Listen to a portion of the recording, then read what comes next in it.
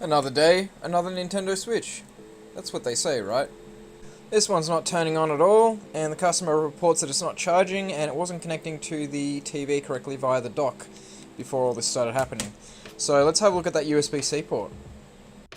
Right, so that's not what a USB-C port should look like. You can see we've got a couple of pins, well, like 3 on the left there that are all squished in, and something's going on with that far right pin as well, so yeah, that connector is damaged and needs to be replaced. Alright, we've got the board removed, so now we can work on it. First thing I do is check for shorts around P13 USB, which is the audio video IC, and I also check around M92 T36, as you can see here, and I just basically go ahead and check all these capacitors surrounding the chip, see if anything's short, and thankfully in this console, there isn't any shorts, so that's great. Those chips are probably in good condition and we just have to replace the USB-C port.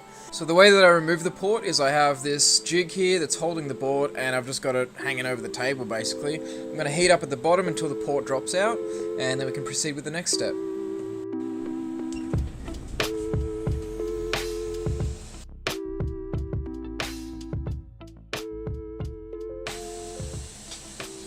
Just like that. Okay, now I'm going to replace that lead-free solder with some nice leaded solder, which has a lower melting point. Now I've got a new port here, so what I'll do is just add a bit of flux on here, and I'm just going to pre-tin these legs, just to make sure we get nice, easy, solid connections when I go to put this connector down.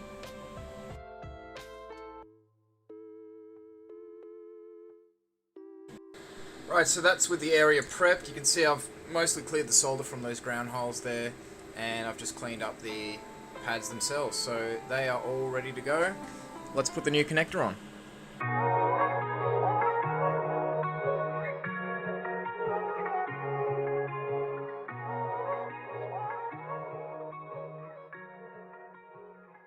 Alright, so that port's looking nice. We've got nice strong ground connections, and those pins at the end, well, I've tested those and they're not wiggling, so they are soldered down.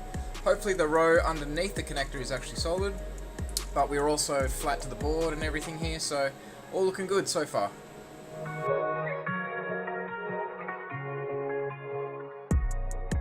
Okay, well that's pretty much enough screws and enough reassembly to test this thing, so we'll plug the battery in. And it's probably not going to turn on because we obviously don't have battery charge. Oh, now it's turning on. Okay.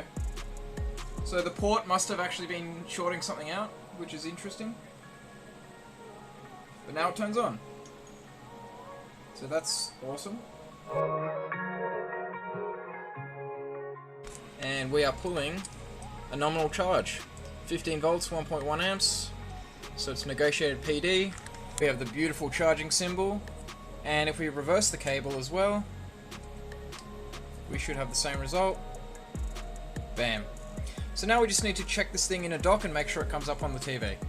Okay, so unfortunately it's not showing video on the TV. It is charging in the dock and it's being recognized, but yeah, not showing any video. Just getting no signal. So back to P13 USB. So I've checked these chokes around P13 USB and all of them are fine. There should be continuity between this side and that side. So I've gone through and I've checked all of those and they're all fine. And these are connected to the USB-C port, so they go through the other side of the board and end up coming to the connector. I'm 100% sure that the connector is on properly. I've even given it a reflow and just retested and still don't get video out on the dock, but get perfect charging on both sides.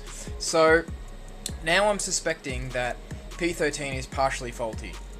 It's working to output to the internal display, but it's not in fact putting out video to the dock or a TV.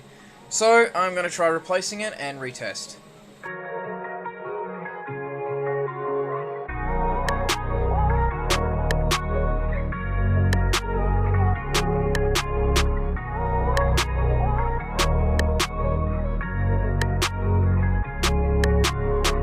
Alright, I've got it reassembled with new P13 USB, new USB-C port.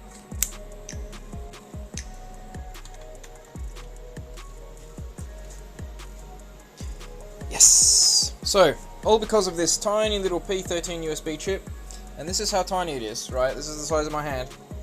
Right, that's what we're dealing with. So all because of that, we didn't get video out on the dock, and because of the USB-C port being damaged, it probably ended up damaging that chip at some point. And obviously, if the USB-C port is damaged, it's not going to charge the console. So now it charges, it produces video on the external display, and everything's happy. So that's another fix. If you need a Nintendo Switch fixed, techbuddy.net.au. Peace out.